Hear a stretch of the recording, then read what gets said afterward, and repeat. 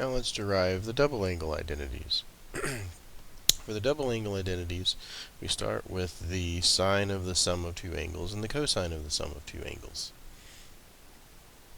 So we derived those in previous videos, and if we take the special case where beta is equal to alpha, then for the sine of beta plus alpha, we have sine of 2 alpha being sine of alpha plus alpha, which is sine of alpha cosine of alpha plus cosine of alpha sine of alpha, and so we end up with our double angle identity for sine being 2 sine of alpha cosine of alpha. If we do the same thing for cosine, we have the cosine of 2 alpha being cosine of alpha plus alpha.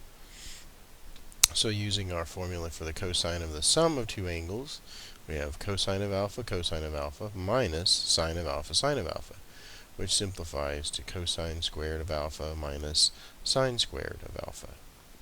And so two of our double angle formulas that we have will be the sine of 2 alpha is equal to 2 sine of alpha cosine of alpha, and the cosine of 2 alpha is equal to cosine squared of alpha minus sine squared of alpha.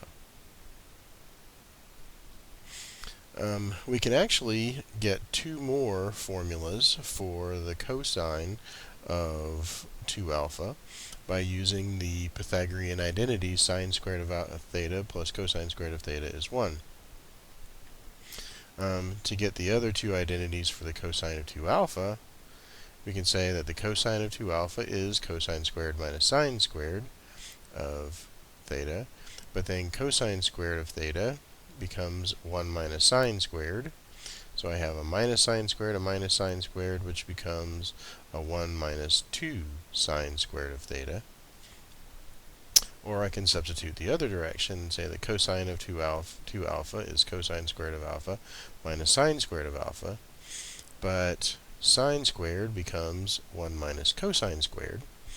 So I have cosine squared minus the quantity 1 minus cosine squared. Well, if I distribute the negative, the second one becomes an addition sign. So I have cosine squared minus 1 plus cosine squared, which gives me 2 cosine squared of alpha minus 1.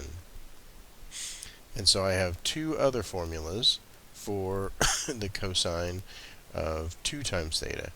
So the cosine of 2 theta is equal to 1 minus 2 sine squared of theta, or the cosine of 2 theta could be 2 cosine squared of theta minus 1.